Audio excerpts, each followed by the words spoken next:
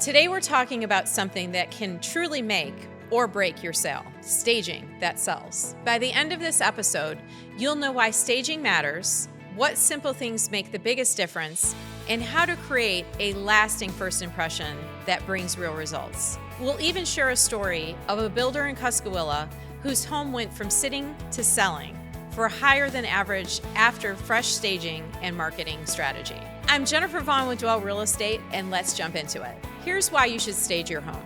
Staging isn't just decorating, it's strategic marketing.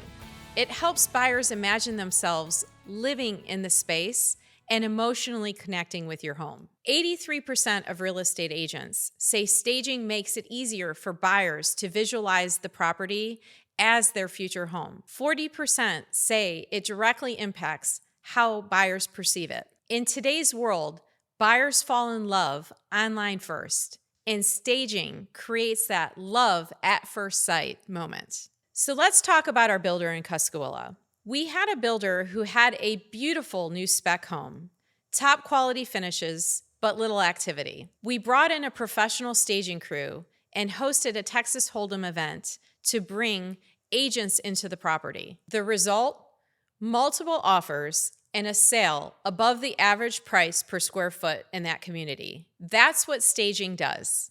It transforms a house into a story buyers want to join. Here are some of the advantages of staging. Stunning photos, because let's face it, photos sell homes and great photos sell homes faster. Buyers can visualize themselves in your home, and homes sell faster and for more money when they look great. When buyers emotionally connect to your home, they act quickly and they pay for that feeling.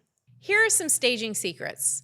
We're going to start strong. We focus on first impressions with your entryway and main living areas. We're going to give every room a clear purpose and show how the space could be used. We edit, not add. Open space and balance are key. Don't forget the outdoors. Curb appeal sets the tone for the whole showing. If you're a do-it-yourselfer, here's some staging basics. Walk your home like a buyer. Note anything that feels dated, crowded, or dark. Paint light and neutral, update lighting, and declutter. These small updates build buyer confidence. I can't say it enough. Cleanliness sells confidence. Buyers can feel it. You need to deep clean everything, hire professionals if needed. Organize your closets and pantries. Buyers will look inside of those. Declutter countertops and deep clean kitchens and bathrooms. Make them spotless. Here's some finishing touches in curb appeal. We want to add flowers and greenery,